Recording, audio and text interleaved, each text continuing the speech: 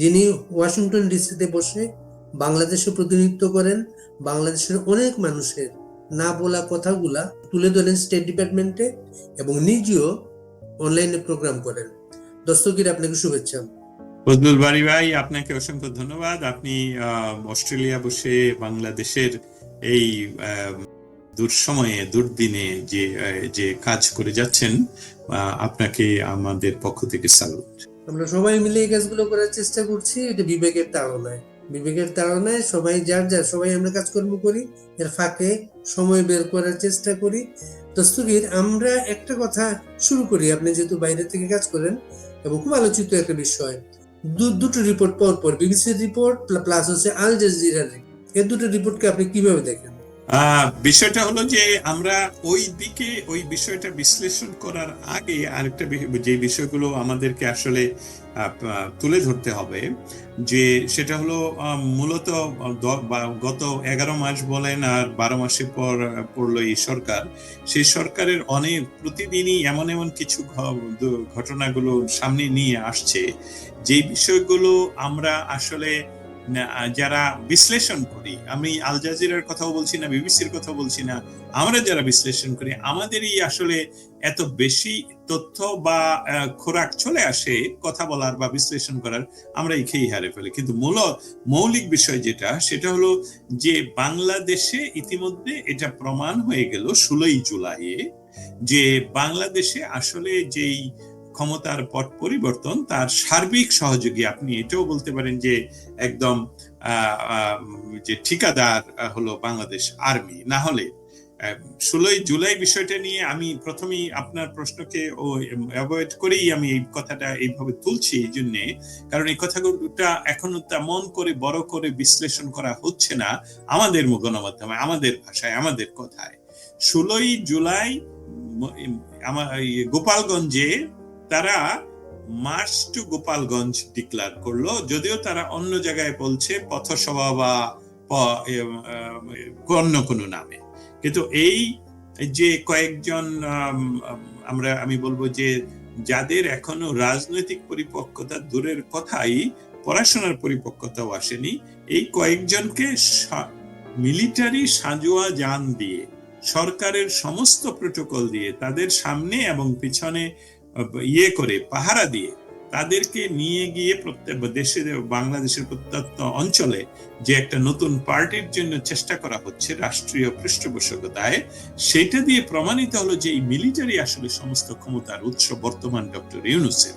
এবং সেটার আরেকটি বড় বিষয় যেটা নিয়ে আমি আলোচনা আসলে করতে চাই, সেটা হলো 16ই জুলাই যে ঘটনাটা ঘটলো গোপালগঞ্জে, সেই বিষয়টা ছিল, আমরা যদি আপনার দেখা, আমার দেখা, আমাদেরকে যারা শুনবেন বা শুনছেন তাদের দেখা কোনো ভিডিও এবং ছবি আমরা লক্ষ্য করি, সেখানে কিন্তু গোপালগঞ্জবাসী কোনো ক্রমেই কোনো আর্মির উপর আক্রমণ করেনি। আই রিপিট, কোনো আর্মি বাংলাদেশের সশস্ত্র বাহিনীর উপর সেখানে গোপালগঞ্জবাসী আক্রমণ করেনি। অথচ বলা হচ্ছে যে সেখানে গন্ডগোল হয়েছে, যেটা পাকিস্তানের সাথে আমাদের স্বাধীনতা সংগ্রামকে অনেকে গন্ডগোল বলা হয়েছে, সেখানে আক্রমণ করা হয়েছে। ওকে, তাহলে কে কাকে আক্রমণ করলো, কে কোন বিষয়টাকে আক্রমণ? সেখানে একটি রাজনৈতিক নতুন একটি দলের তথাকথিত কয়েকজন, যাদেরকে আমরা অনেক সময় বলতে পারি যে তারা রাজনৈতিক পরিপক্কতার অভাব, পড়াশোনার অভাব, সেই কয়েকজন গিয়ে বাংলাদেশের স্থপতির জন্মস্থানে গিয়ে তারকে নিয়ে কটূক্তি করা, তাকে নিয়ে বিভিন্ন ধরনের কথা বলা, যেসবগুলি খুবই অসম্মানজনক। সেখানে স্থানীয় মানুষেরা সেই সভা পণ্ড করে দেয়। আমি সুস্পষ্টভাবে বলছি, সেই সভা সেখানে তারা স্থানীয় মানুষেরা পণ্ড করে দেয়। সেখানে কিন্তু দেখবেন ওই ভিডিওগুলোতে যদি আমরা লক্ষ্য করি, সেখানে দেখবেন যে সেখানে ওই লাল রঙিন চেয়ারগুলো উঠছে, কিন্তু একজনকে আরেকজনকে মারছে না, একজনকে আরেকজনকে থেতলে দিচ্ছে না পাথর দিয়ে, একজনকে আরেকজন গুলি করছে না। কিন্তু সেখানে তারা যে বাইরে থেকে আর্মি প্রোটেকশনে যে মানুষগুলোকে নিয়ে গেল, আর যে স্থানীয় কয়েকজন গুন্ডাকে যে সামনে বসালো, এছাড়া সমস্ত চেয়ারগুলো কিন্তু খালি ছিল। অতএব সেখানে স্থানীয় মানুষরা তো অংশগ্রহণই করেনি। সেই মানুষেরা তারা যখন বঙ্গবন্ধুর প্রতি তাদের কটূক্তি করে তখন সভা পণ্ড করে দেয়।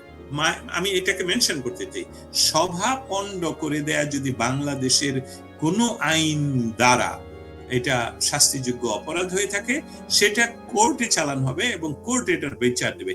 মিলিটারি কেন গুলি চালালো, আর্মি কেন গুলি চালালো, আর্মির এই ভিডিওতে আমরা কেন দেখতে পেলাম, যেটা ইতিমধ্যে নট অনলি ওয়ান ভিডিও, অনেক ভিডিও, শত শত ছবি, যেসবগুলো আমরা সংগ্রহ করে পৃথিবীর গণমাধ্যমগুলোকে, পৃথিবীর নামি দামি গণমাধ্যমগুলোকে আমরা সরবরাহ করছি, স্টেট ডিপার্টমেন্টকে দিয়েছি, হোয়াইট হাউসকে দিয়েছি, জাতিসংঘকে দিয়েছি। সেখানে মিলিটারি বলছে গুলি করো, গুলি করো, সোজাসুজি গুলি করো। সেখানে কে তাকে নির্দেশ দিল? সেই নির্দেশদাতা কে? আর্মি কেন তার নিজের মানুষের উপর গুলি করবে? যে আর্মি 3রা অগাস্ট বলেছে সে বাংলাদেশের জনগণের উপর লাঠিচার্জ করবে না, সেই আর্মি কার নির্দেশে একদম আনআর্মড সিভিলিয়ান যারা তাদের নিজের জায়গায় দাঁড়িয়ে তাদের নিজের লিডারকে প্রোটেক্ট করছে, রাজনৈতিক প্রোটেকশন ছেড়ে করছে, সেখানে আর্মি গুলি চালাবে কেন? এবং সেখানে আর্মি গুলি চালিয়ে মানুষকে হত্যা করবে কেন? তারপর সেখানে কেন কারফিউ দিয়ে তাদেরকে দিন রাত গ্রেফতার এবং হত্যা করা হবে? তারপর এই বিষয়টা নিয়ে কেন বাংলাদেশের ইন্টারিম গভর্নমেন্টের উপদেষ্টারা অনেকটাই আমেরিকান প্রেসিডেন্ট যখন বিন লাদেনকে পাকিস্তানে হত্যা করে, আমেরিকার প্রেসিডেন্ট যখন ইরানে আক্রমণ করে, তখন যেরকম মনিটরিং করেন সেইভাবে তারা সেখানে বসে মনিটরিং করবেন এই হত্যাকে, সেটা হবে কেন? এখানে আরেকটা বিষয় আসলে করতে চাই, কারণ বিবিসি এবং আল জাজিরা বিশ্লেষণটা এইভাবে করা আরো উচিত ছিল। কারণ হলো সেখানে আমরা পৃথিবীতে গণহত্যার যে সংজ্ঞা দেখি, সেই সংজ্ঞার মধ্যে অনেকগুলো সংজ্ঞা রয়েছে, কিন্তু আরেকটি সংজ্ঞা সেখানে রয়েছে, সেটা আমি দেখি উত্থাপন করতে পারি কিনা, যে একটি নির্দিষ্ট অঞ্চলে নির্দিষ্ট জনগোষ্ঠীকে লক্ষ্য করে যদি বিনা বিচারে হত্যাযোগ্য চালানো হয় সেটা গণহত্যা। তাহলে নির্দিষ্ট অঞ্চল একটা গোপালগঞ্জবাসী সবাই বঙ্গবন্ধুকে ভালোবাসে, সবাই না হোক 90%, 95% মানুষ ভালোবাসে, এবং তারা একই খাবার খায়, একই কথায় কথা বলে, একই ভাষায় কথা বলে। সেখানে এক আর্মি, বাংলাদেশের শুধু বিমান বাহিনী ছাড়া সমস্ত বাহিনী দিয়ে তাদেরকে ঘেরাও করে তাদেরকে হত্যা করা হয়েছে, গুলি করা হয়েছে, গ্রেফতার করা হয়েছে। অতএব আন্তর্জাতিক এই আইন অনুসারে এটা একটা গণহত্যা, এবং সেটা বিবিসি এবং সেইভাবে বিশ্লেষণ করেনি। এটাই ছিল আপনার উত্তর। ধন্যবাদ। আপনি যে গণহত্যার সংজ্ঞা যেটা বললেন, ওইখানে আমি যে একটু পড়াশোনা করার চেষ্টা করেছি, ওইখানে আমি আরেকটা জিনিস আমি লক্ষ্য করেছি, এই সংজ্ঞায় কাউকে অস্ত্র দিয়ে মারার দরকার নেই। কোন একটা গোষ্ঠীকে যদি মৃত্যুর হুমকি দেয়া হয়, সেটাও কিন্তু গণহত্যা। কিন্তু একদম বাংলাদেশের পৃথিবীর খুব বাজে একটা সময় আমরা পার করছি। পৃথিবীর বাজে সময় বলতেছি এই কারণে, গাজায় আর কি করলে সেটা তাদের সংজ্ঞায় গণহত্যা হবে। একটা জনগোষ্ঠীকে ধ্বংস করা, তাদের আবাসভূমি, খাবারের ব্যবস্থা, পানির ব্যবস্থা, স্যানিটেশন ব্যবস্থা, সমস্ত কিছু কিন্তু ধ্বংস করা হয়েছে, এবং আজকে সেটা গণহত্যার সংজ্ঞায় পড়ছে না।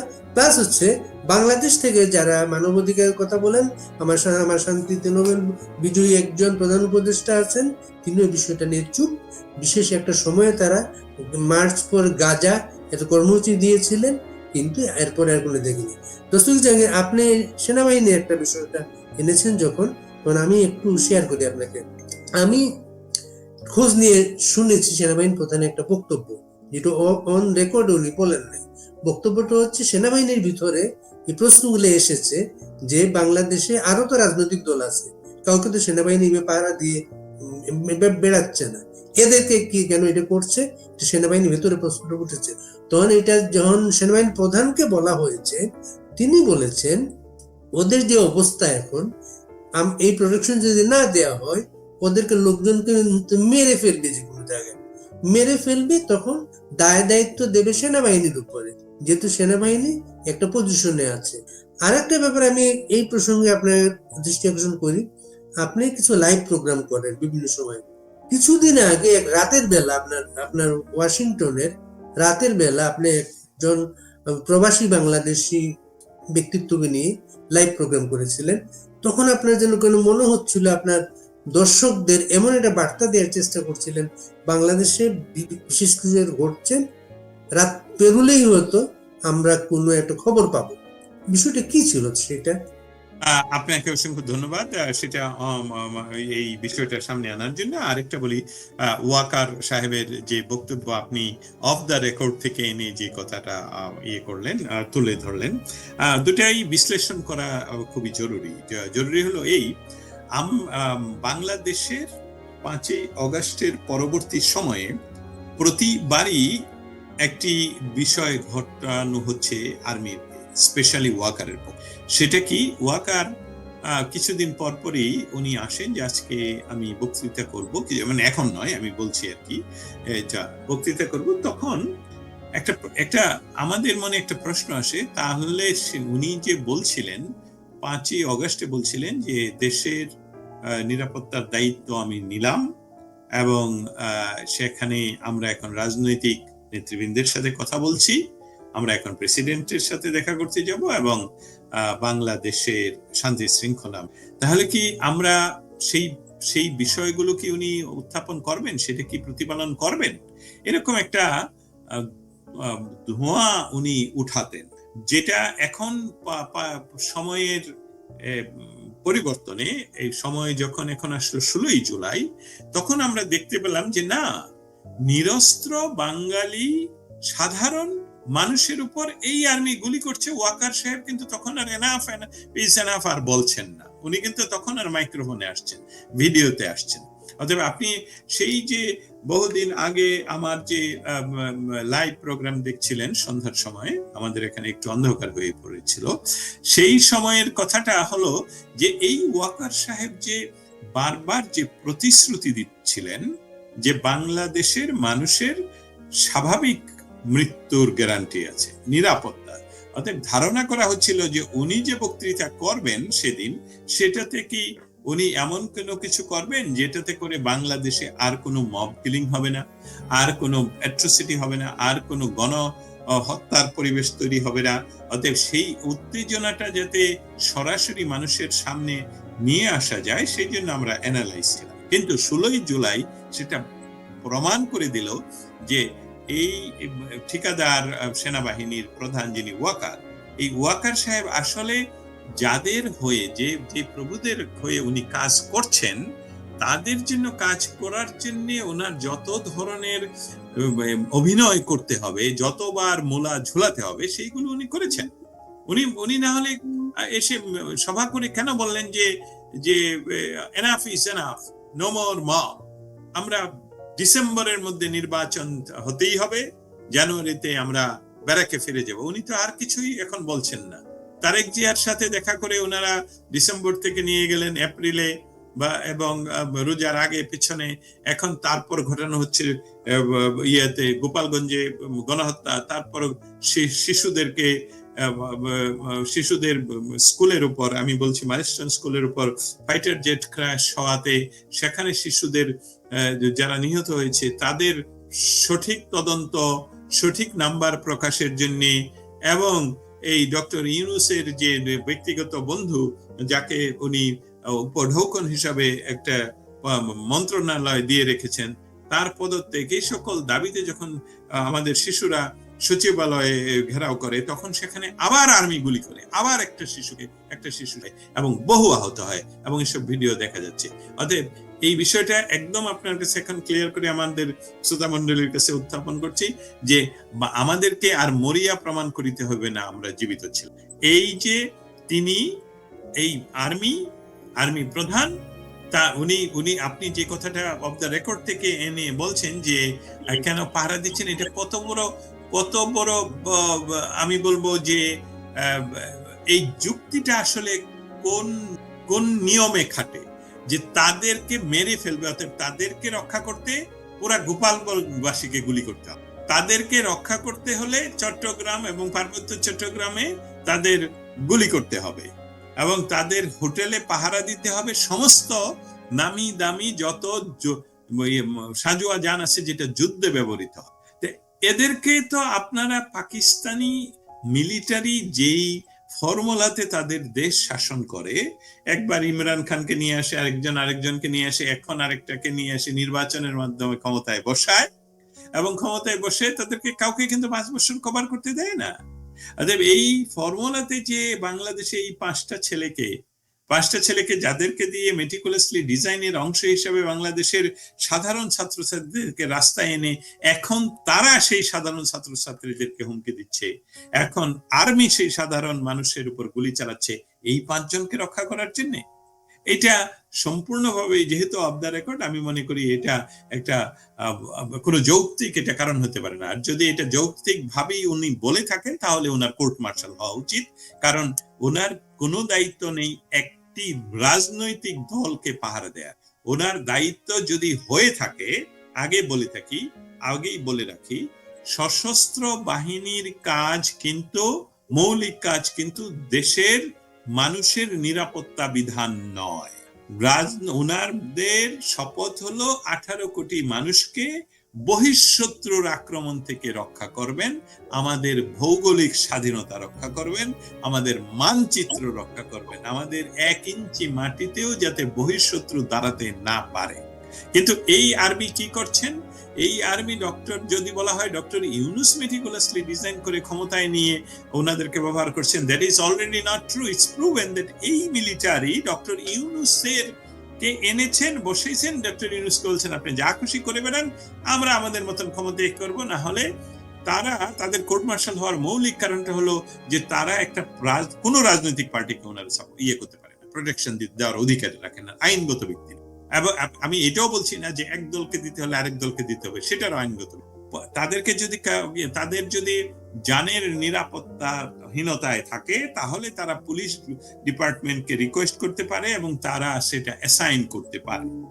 বাংলাদেশে এখন প্রাইভেট সিকিউরিটি পাওয়া যায় আমেরিকার মতন, সেখানে তাদের যেহেতু হাজার হাজার কোটি টাকা এখন তাদের মূলধন, তারা পার্সোনাল সিকিউরিটি ব্যবস্থা নিয়োগ করতে পারে নিজস্ব ভাড়া দিয়ে। এমনকি পুলিশ, বা আমেরিকাতে পুলিশকে আপনি টাকা দিয়ে ঘন্টা হিসাবে পাহারায় রাখতে, কিন্তু আর্মিকে নয়। এটা মনে রাখতে হবে, আর্মি হলো বহিঃশত্রু আমাদের সম্পদ, যে সম্পদ কাজে লাগবে বহিঃশত্রুর আক্রমণ থেকে দেশকে রক্ষা করার, এবং তারা এই কয়েকজনকে রক্ষা করতে আমাদের জনগণের উপর গুলি করেছেন। সেটা গোপালগঞ্জ কোনো বিচ্ছিন্ন যা বাংলাদেশি জায়গা নয়, অন্য দেশের জায়গা নয়। গোপালগঞ্জ বাংলাদেশের অংশ এবং বাংলাদেশের স্বাধিকার আন্দোলনের পথিকৃৎ, যার নেতৃত্বে বাংলাদেশ তৈরি হয়েছে, বঙ্গবন্ধু শেখ মুজিবুর রহমানের জন্মস্থান।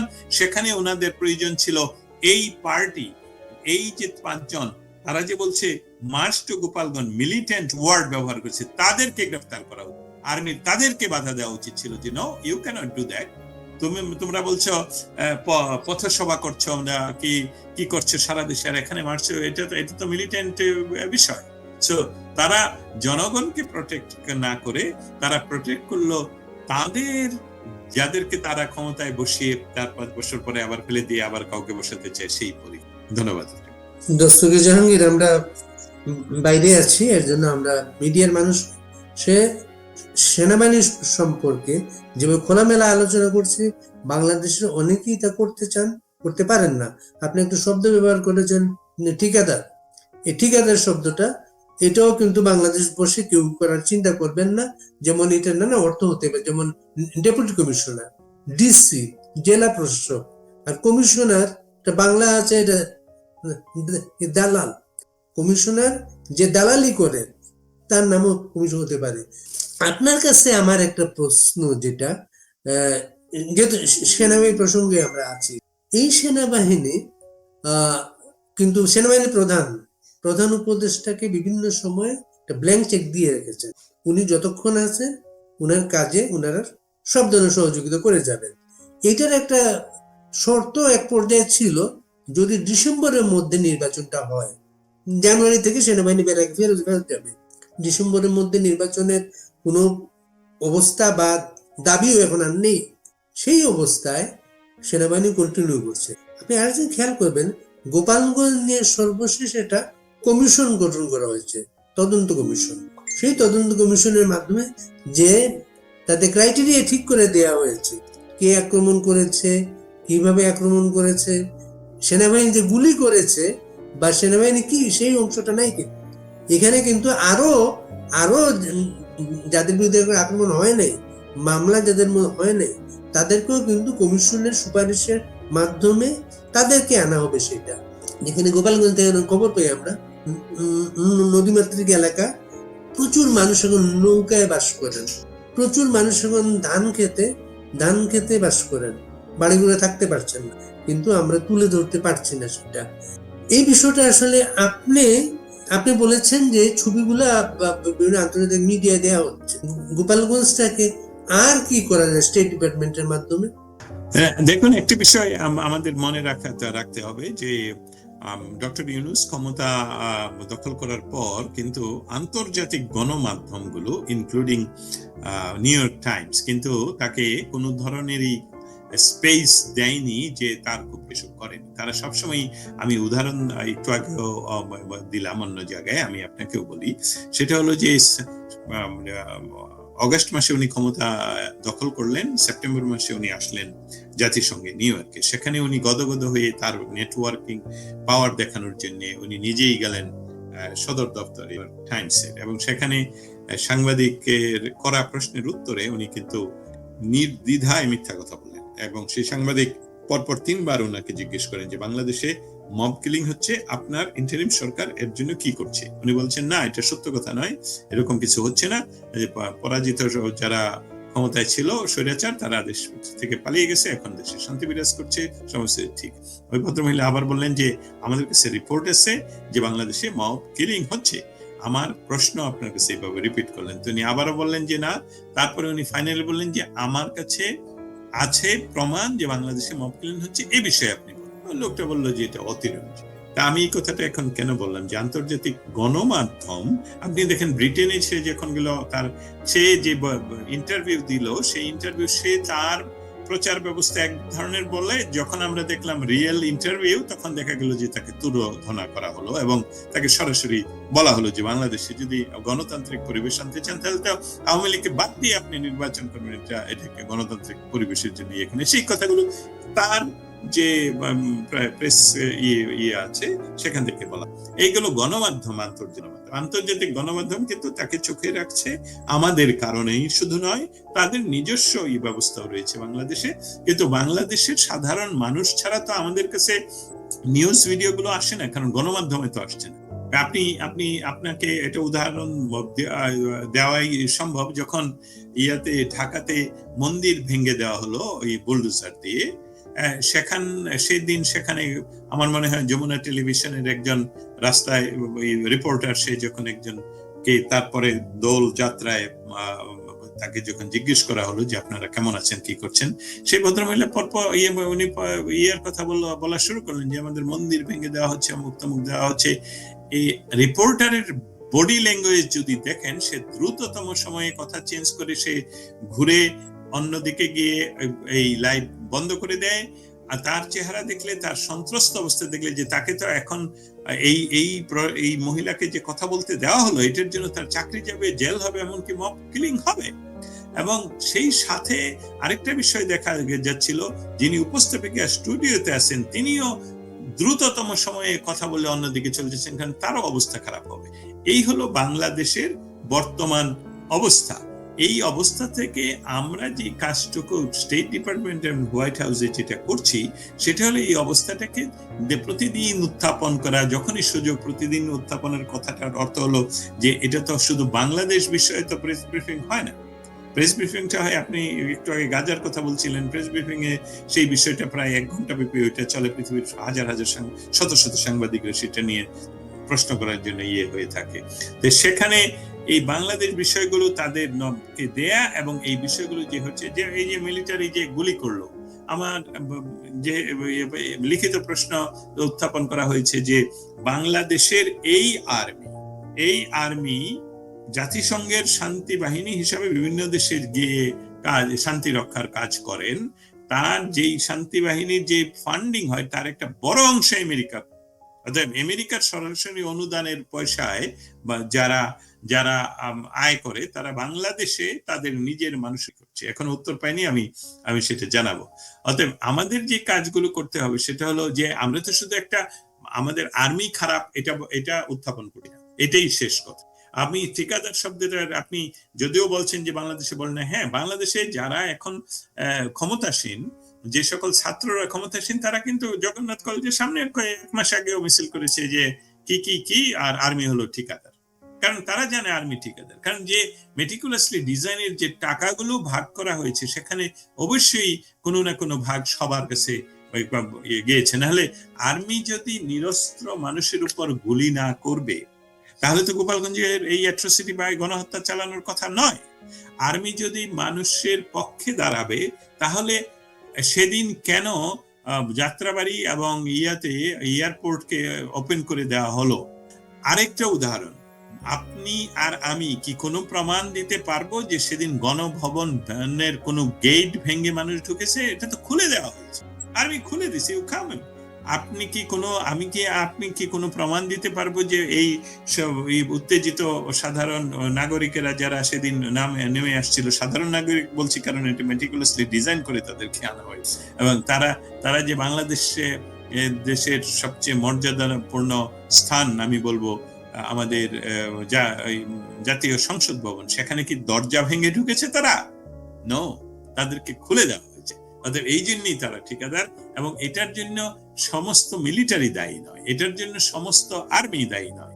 আমাদের আর্মির যে সুনাম, সেই সুনামকে রক্ষা করার জন্য আর্মির ভিতরে যারা ৭১কে আপনারা যারা আর্মির আমাদের কথা শুনবেন বা শুনছেন, আপনাদের কাছে আমি দস্তগীর জাহাঙ্গীর সরাসরি বলছি, এই বাংলাদেশ আর্মির জন্ম ঐতিহাসিক আমাদের স্বাধীনতা সংগ্রামের মাধ্যমে। অতএব ২৪-এর যে তথাকথিত বিপ্লবের কথা বলা হয়, যে বিপ্লবের কোনো সংজ্ঞায় পড়ে না, সেটা দিয়ে কিন্তু আপনারা আর্মি হননি। তারা আপনাদেরকে আপনাদের প্রয়োজন বোধে আপনাদেরকে ভেনিশ করে দেবে। অতএব আপনারা যে পাহারা দেওয়ার দিচ্ছেন, এটা আর্মি আইনে বলুন, বাংলাদেশের প্রচলিত আইনে বলুন, এটা কোর্ট মার্শাল যোগ্য। অতএব আপনারা কোনো রাজনৈতিক দলকে কোনো ক্রমেই সাপোর্ট করতে পারেন না। আপনারা সাধারণ মানুষের উপর গুলি চালাবেন না, সাধারণ মানুষকে আপনারা দেবেন, সিকিউরিটি দিবেন।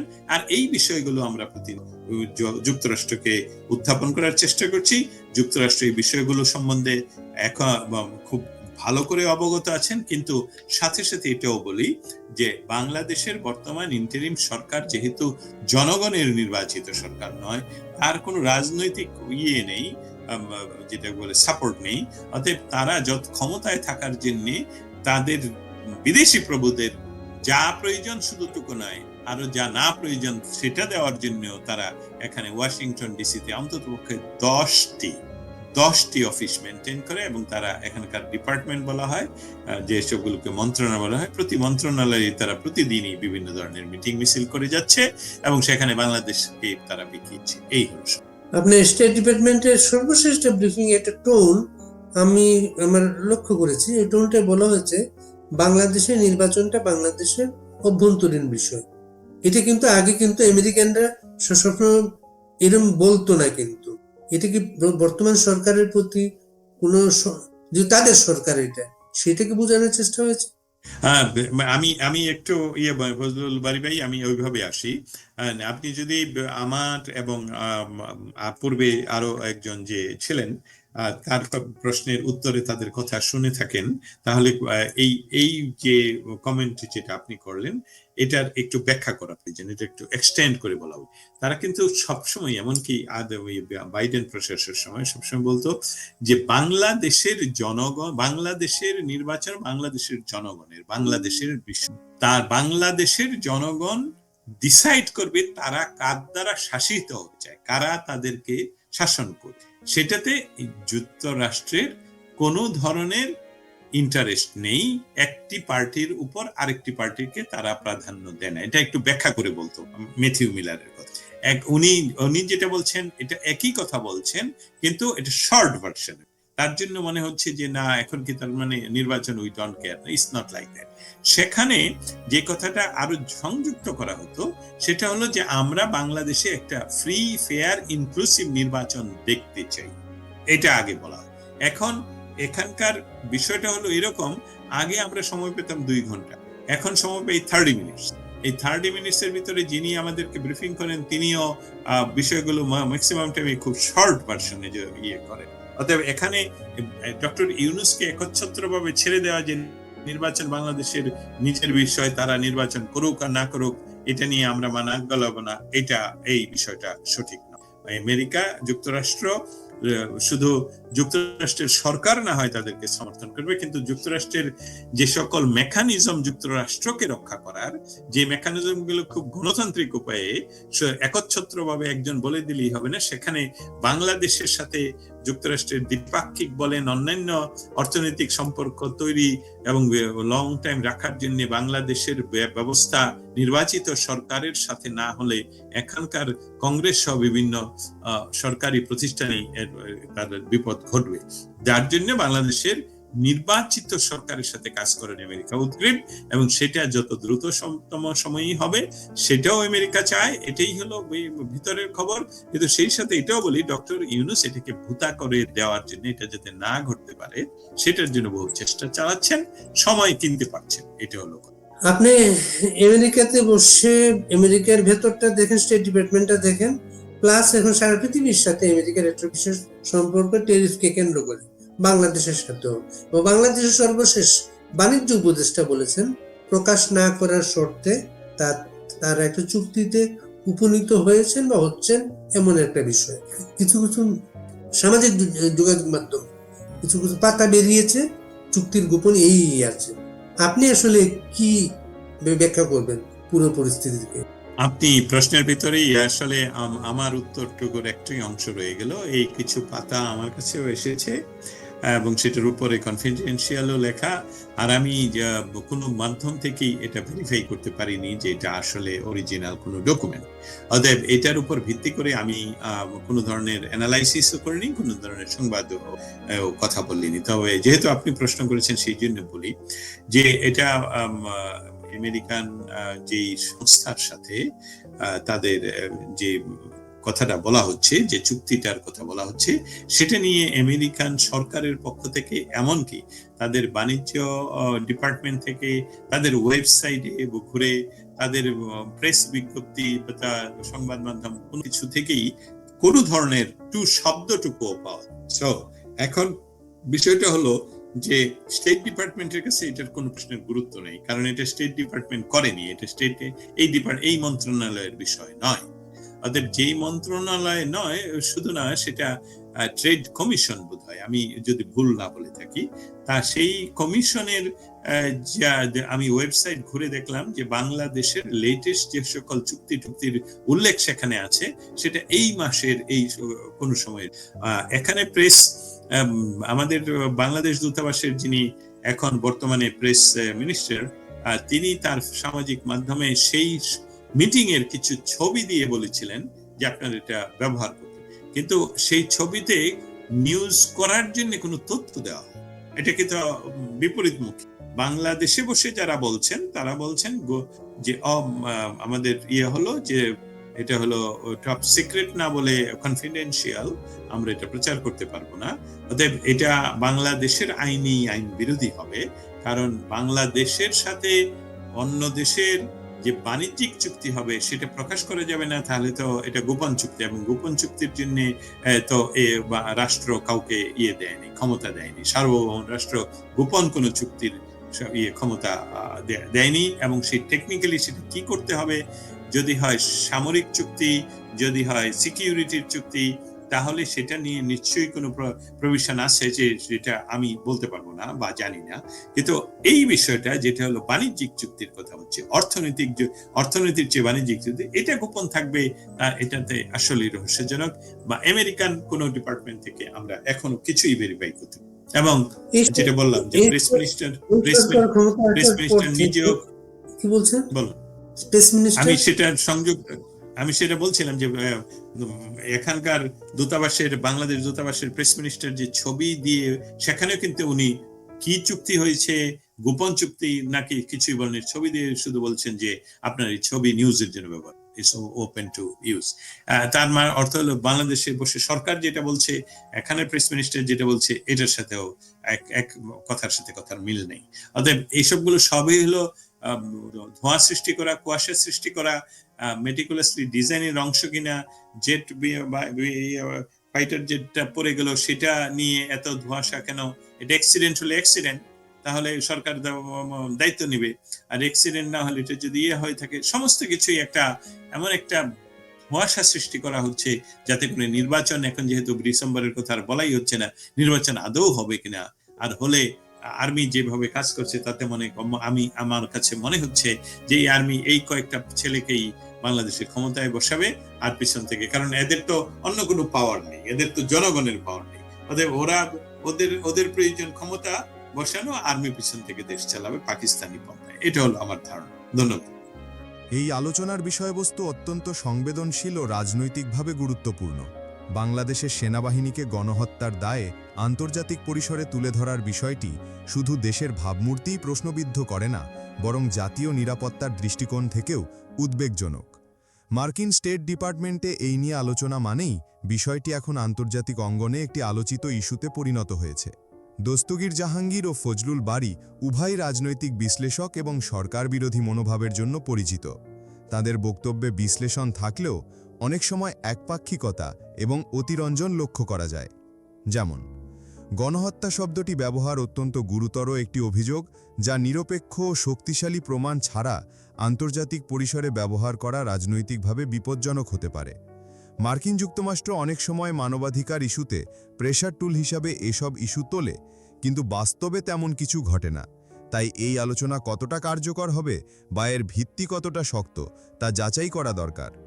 এই ধরনের শিরোনাম ও বক্তব্যের মাধ্যমে জনমনে সেনাবাহিনী সম্পর্কে নেতিবাচক ধারণা তৈরি হতে পারে, অথচ এই বাহিনী দেশের প্রতিরক্ষা ও জাতীয় নিরাপত্তার মূল স্তম্ভ।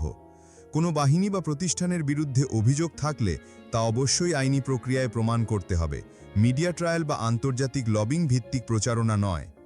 আন্তর্জাতিকভাবে মার্কিন কংগ্রেসে যদি সত্যি এ নিয়ে কোনো রেজলিউশন আসে বা মানবাধিকার প্রতিবেদনে সেনাবাহিনীকে দায়ী করা হয়, তাহলে বাংলাদেশ যুক্তরাষ্ট্র সম্পর্কের ওপর এর প্রভাব পড়বে। দেশের ভিতরে জনগণের মধ্যে বিভাজন, সন্দেহ ও সেনাবাহিনীর প্রতি অনাস্থা তৈরি হতে পারে, যা রাষ্ট্রের স্থিতিশীলতার জন্য ক্ষতিকর। মার্কিন স্টেট ডিপার্টমেন্টে আর্মির গণহত্যা সংক্রান্ত আলোচনা একটি অত্যন্ত সংবেদনশীল ও জাতীয় নিরাপত্তা সংশ্লিষ্ট ইস্যু। তাই এমন বিষয়ে সতর্ক, তথ্যভিত্তিক এবং ভারসাম্যপূর্ণ আলোচনা দরকার, যা জনমনে বিভ্রান্তি ছড়াবে না, বরং ন্যায় বিচার ও স্বচ্ছতার পথকে উন্মুক্ত করবে। তো আজকে এই পর্যন্তই, কিন্তু প্রশ্নগুলো এখানেই শেষ নয়। এই দেশ, এই রাজনীতি, এটা আমাদের সবার। আপনি, আমি, আমরা সবাই মিলে গড়ে তুলব সচেতনতার একটা মঞ্চ। আপনার ভাবনা, আপনার চিন্তা এবং আপনার মতামত আমাদের দরকার। তাই কমেন্টে লিখে জানান এই মুহূর্তে আপনি কি ভাবছেন এবং আপনি কোন দিকে তাকাচ্ছেন। রিপাবলিক অ্যান্ড পলিটিক্স কেবল খবর বা বক্তব্যের জায়গা নয়, এটা একটা ভিন্ন মতের প্ল্যাটফর্ম। এখানে প্রশ্ন করার সাহস আছে, সত্যের পেছনে ছুটে চলার স্পর্ধা আছে। চ্যানেলটি ভালো লাগলে অবশ্যই সাবস্ক্রাইব করে পাশে থাকুন, কারণ একটা ক্লিকেই হতে পারে হাজারো অন্ধকার ভেদ করে আলো খোঁজা শুরু। ফিরছি পরের পর্বে আরও খোলামেলা বিশ্লেষণ নিয়ে। সে পর্যন্ত সবাই ভালো থাকুন, সুস্থ থাকুন। আল্লাহ হাফেজ।